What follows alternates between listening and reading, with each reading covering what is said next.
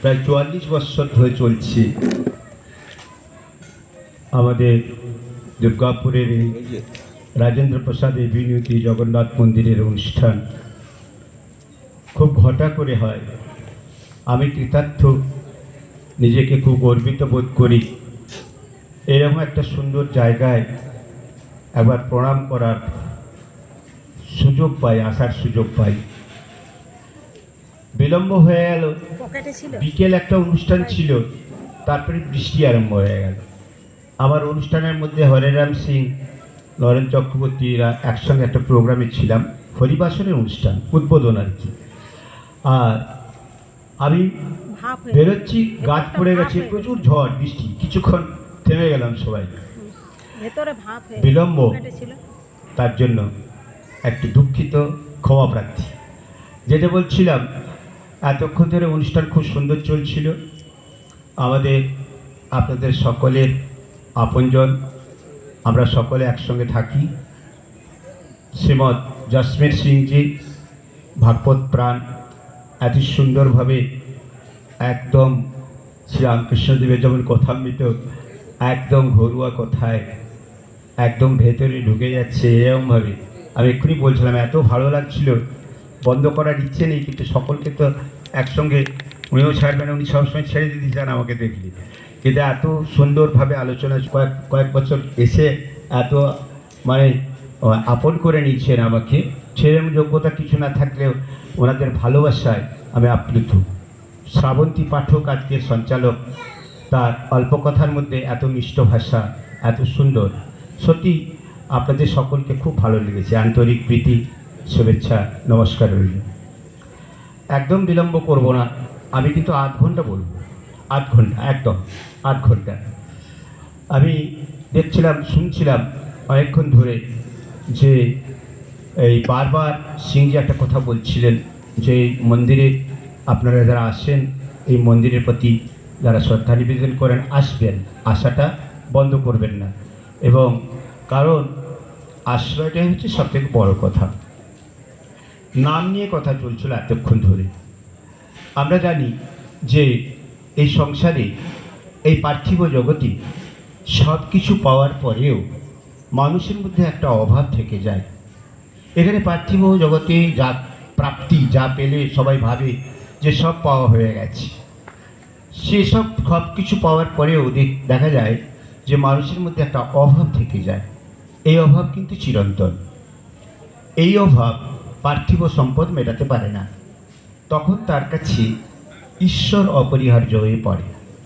এবং সেই ঈশ্বরকে কি করে আস্বাদন করা যায়, কি করে সঙ্গ করা যায়, তিনি কি দেখা দেন, তাকে কি পাওয়া যায়, তিনি কি ধরা দেন, এসব প্রশ্ন তো চিরন্তন। আমরা ভারতবাসী, আমাদের ধর্মটা হিন্দু সনাতন ধর্ম। আমরা মহাজন পন্থায় বিশ্বাসী। আমাদের মহাজনরা যেভাবে বলেছেন, এখনও আমরা সেভাবেই চলছি অনুসরণ করে। এই যে অনুষ্ঠান জগন্নাথ দেব, আমরা এখানে কৃষ্ণ নামের কথা বলছি। কৃষ্ণ নাম করো, কৃষ্ণ সর্বকারণের কারণ জগন্নাথ।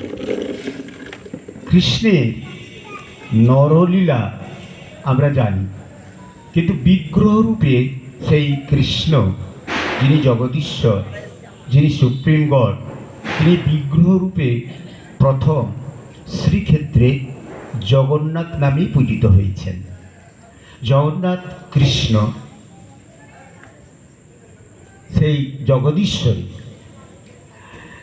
তার নামের, কৃষ্ণ নামের এত মাতোয়ারা কেন, কৃষ্ণ নামের প্রতি এত আকর্ষণ কেন? য কর্ষতি স কৃষ্ণ, যে কর্ষণ করতে পারে, কাছে টানতে পারে। অনেক নাম আছে, অনেক শব্দ আছে, ঈশ্বরকে সম্বোধন করার অনেক শব্দ আছে, অনেকভাবে আমরা ডাকি, কিন্তু কৃষ্ণের নামের প্রতি এত জ্ঞান। কৃষ্ণ সূর্য সম, মায়া হয় অন্ধকার, যাহা কৃষ্ণ তাহা নাহি, মায়ার অধিকার। সূর্যোদয় হলে যেমন অন্ধকার দূর হয়ে যায়, ঘুচে যায়, তেমনি কৃষ্ণ নাম করলে আমার মধ্যে যে অন্ধকার, আমি যে সেই জ্যোতির্ময়কে আশা করছি, আমি সেই অবস্থা লাভ করি। কৃষ্ণ কৃষ্ণ এই যে নাম করি আমরা সবাই, আচ্ছা আমরা কত কিছু ভোগ করি, জিওয়াতে স্বাদ পাই, তেতো খাই, কি টক ঝাল মিষ্টি যাই হোক না কেন, যে কোনো ধরনের ভোগ্য বস্তু, মানুষ হোক আর বস্তুই হোক, এই জিওয়াতে যখন স্বাদ পাই, সে স্বাদটা কতক্ষণ থাকে? কিছুক্ষণ পরে তো থাকে না। কিছু একটা স্বাদ, যা কিছু খেলে স্বাদ পাই, কতক্ষণ থাকে? থাকে না তো। কিন্তু আশ্চর্য হয়ে যাবেন, এই রাম নাম, কৃষ্ণ নাম রিসার্চ করে ঋষিরা এই শব্দগুলো চয়ন করেছেন। তারা সমস্ত শব্দ ধ্বনি করতে করতে এই রাম নাম, কৃষ্ণ নাম, এই শব্দগুলো চয়ন করেছেন। এই শব্দগুলো জিহ্বা দিয়ে ধ্বনি করতে বলেছেন। আপনি প্রতিদিন অতীব কৌশলে, গীতাতে বলা হচ্ছে অর্জুন সবাই কর্ম করছে, তুমি কর্মে কিছু কৌশল অবলম্বন করো না। কৌশলটা কি? তোমার জন্য কেউ ওয়েট করছে না, নান পার্সন ওয়েট ফর ইউ। আবার তুমি কিছু না করে বসে থাকতে পারবে না। আপনি দেখবেন, আপনি কিছু না করে চুপচাপ বসে থাকতে পারবেন, ঝটফটানি হবে। আবার আপনার জন্য কেউ অপেক্ষা করছে না। সন্তান জন্ম হওয়ার আগে মাতৃস্তনে দুগ্ধ এসে যায়। মায়া হইতে নিহতা পূর্বমেব নিমিত্ত মাত্র অনুভব সভ্যস আছে, গীতাতে বলা হচ্ছে। জীবের অগ্রভাগে কৌশল, যেজন কৃষ্ণ ভজে সে বড় চতুর, নরোত্তম ঠাকুর বলছেন। তারপরে তালে ঠিক থাকতে হয়। চাকরি, ব্যবসা, রান্না, পূজা, চাষ, পড়াশোনা, এই শরীর নিয়ে রুজি রোজগারের জন্য কিছু না কিছু কর্ম করতে হয়।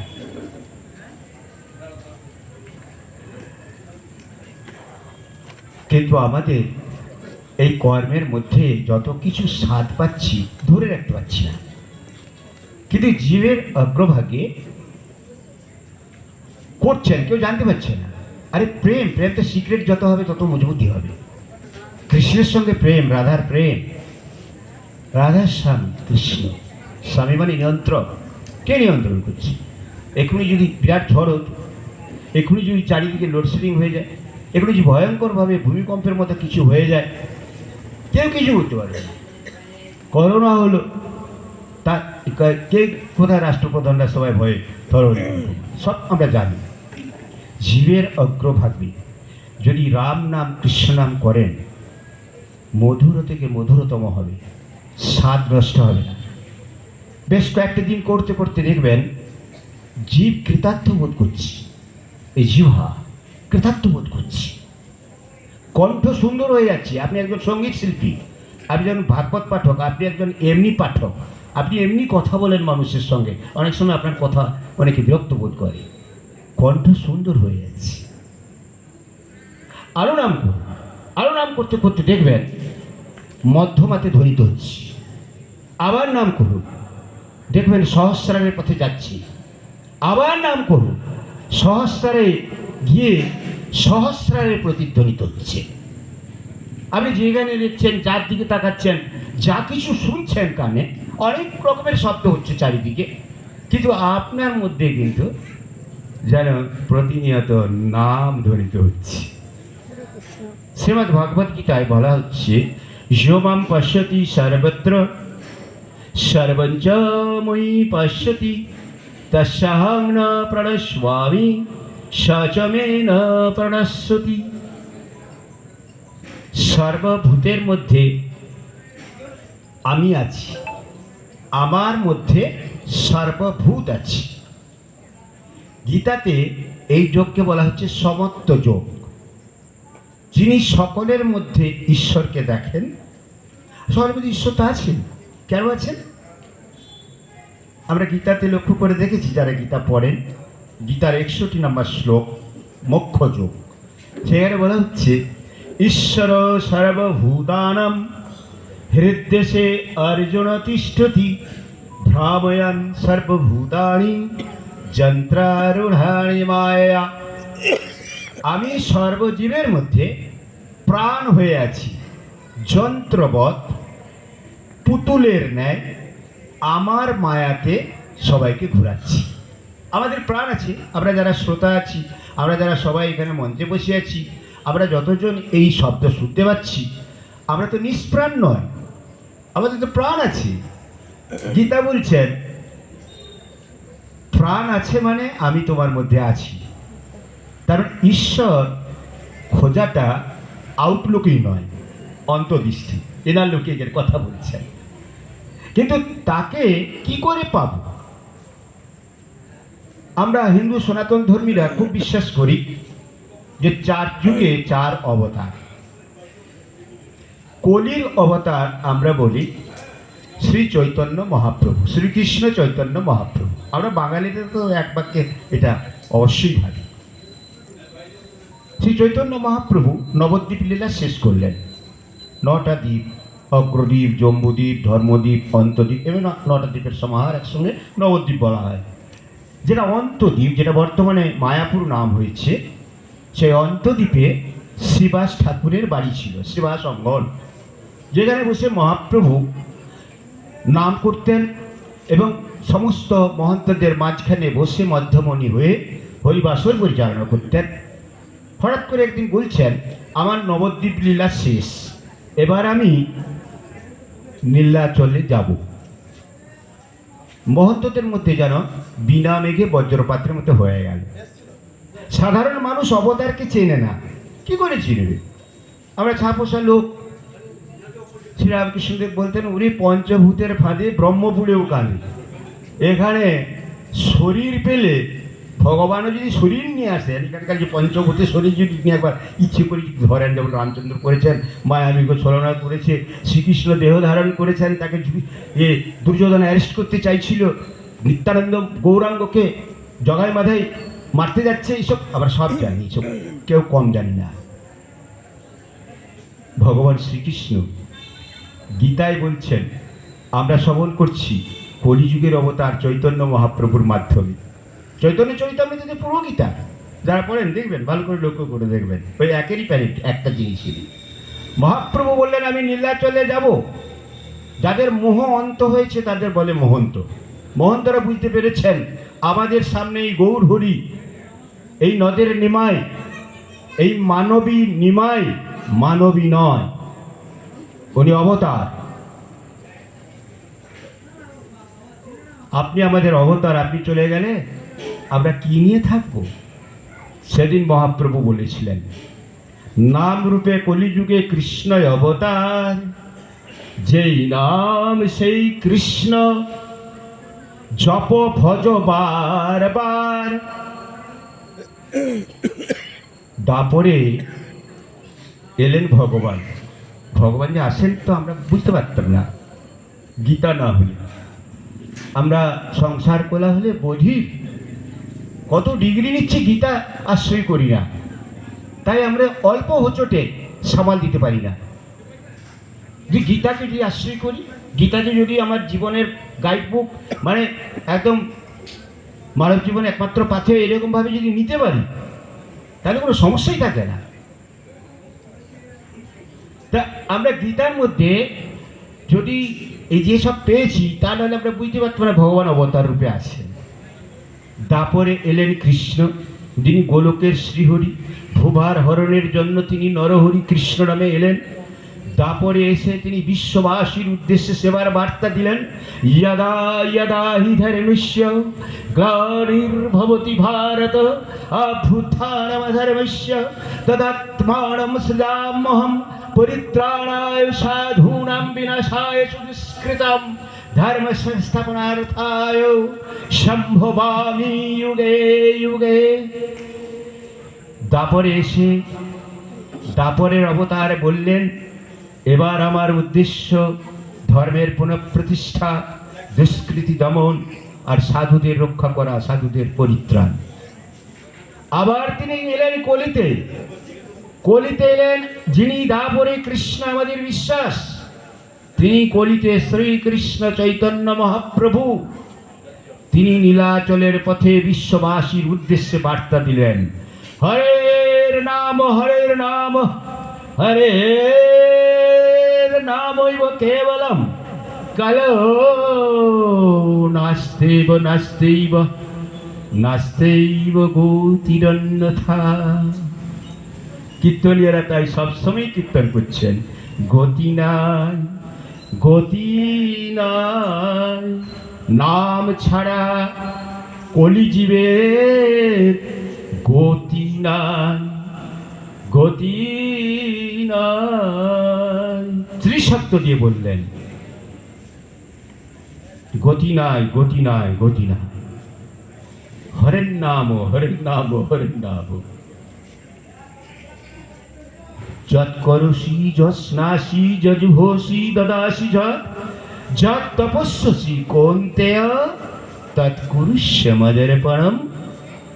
সারাদিন তোমার যা যা কাজ, একটা মানুষের কত কাজ, কখনো পুজো করছি, কখনো রান্না করছি, কখনো সামাজিক কিছু কাজ করছি, বসে বসে গল্প করি, শরীর নিয়ে কিছু করা তাকে কর্ম বলে। তুমি সর্ব অবস্থায় আমার উদ্দেশ্যে তুমি সব কিছু করছো, এইরকম ভাবনা রাখো। সেটা কেমন? শ্রীমদ্ ভগবদ্ গীতায় ভগবান বললেন, তস্মাৎ সর্বেষু কালেষু মাম অনুসরণ যুদ্ধচঃ। তুমি সর্বদা তোমার স্বভাবত বৃত্তি অবলম্বন করো আর আমার স্মরণও করো, দুটো একসঙ্গে চলবে। এই যে ঈশ্বর প্রদত্ত সাধুরা, মহাজনরা, তারা যে বলেছেন নামকে আশ্রয় করো, মনের শক্তি বৃদ্ধি পাচ্ছে। বিবেকানন্দ বলতেন, body and mind must run parallel. আরে শরীরের খোরাক তো এইসব পার্থিব জগতে অনেক ভাত কাপড় টাকা যদি সম্মান এমএলএ এমপি ইত্যাদি নানা রকমের, এগুলো সব শরীরের খোরাক, দেহের খোরাক। আর দেহের মধ্যে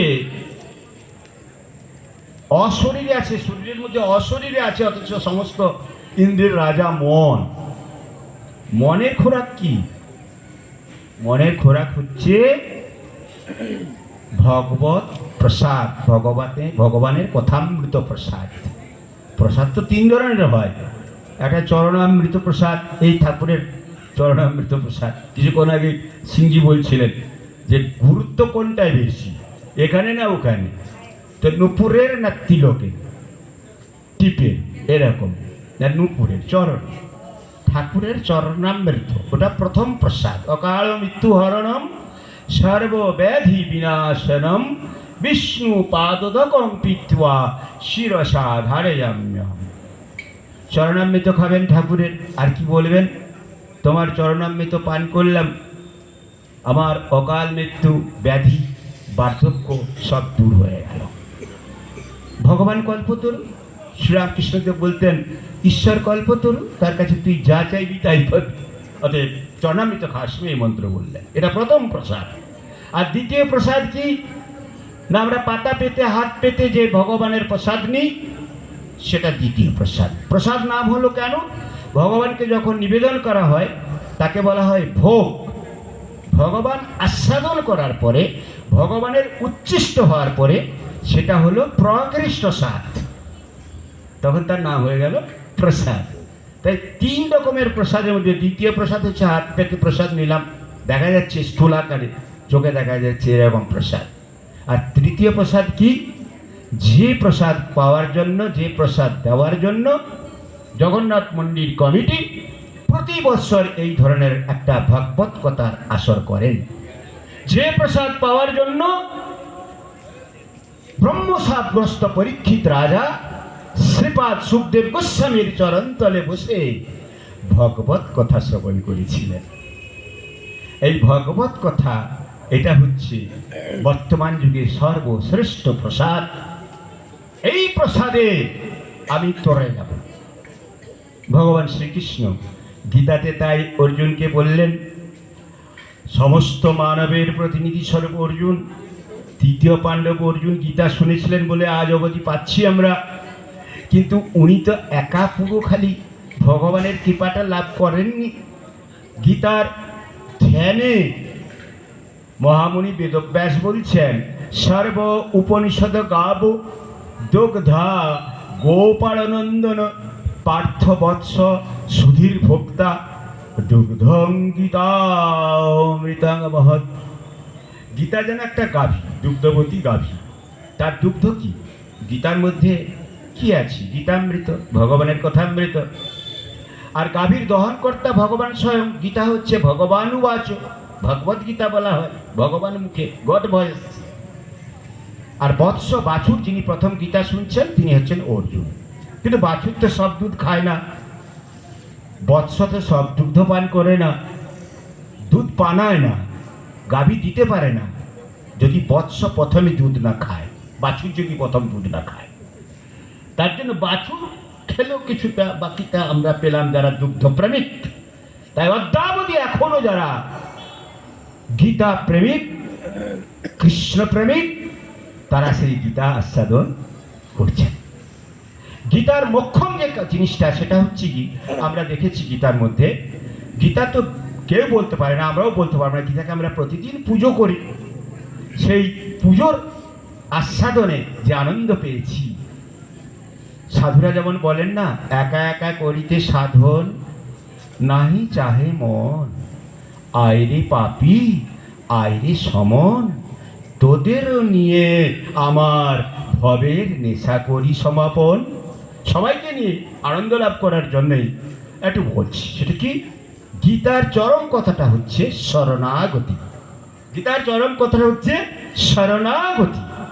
গীতার সর্বশ্রেষ্ঠ শ্লোক আছে ৬৬ নম্বর, মোক্ষযোগে, মামেকম শরণং ব্রজ। এটা আত্মসমর্পণের মন্ত্র। শরণাগতিটা কেমন? শরণাগতি মানে নির্ভরে নাহি ভয়। কিরকম নির্ভর? শরণাগতির লক্ষণটা কেমন? গীতাতে ভগবান বলছেন, অর্জুন, অশৌচন্ন শৌচস্তং প্রজ্ঞাবাদং সভাসসে গতাসুনানু শোচন্তি পণ্ডিতা। মুখে পণ্ডিতের মতো কথা কইছ, আর যে ব্যাপারে শোক করার নয় সে ব্যাপারে শোক করছো।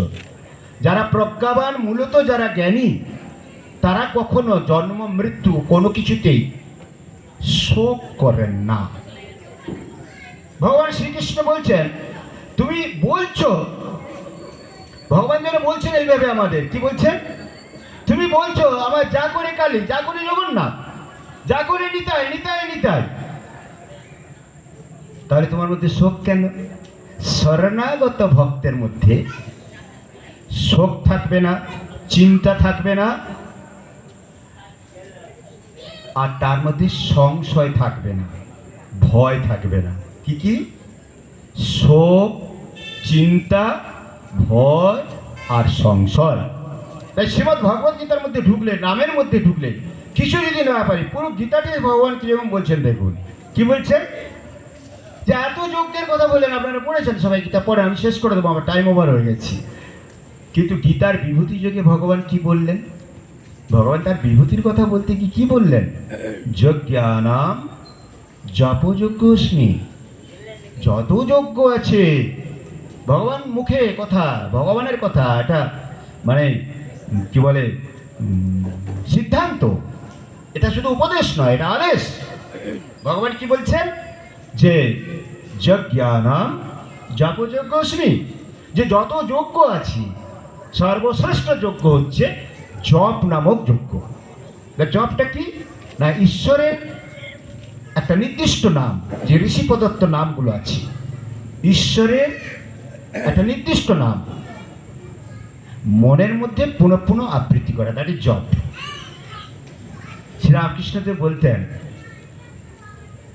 মনে মনে জপে যে বলি হারি যাইছে। আরে মানুষ মনেই বদ্ধ, মনেই মুক্ত।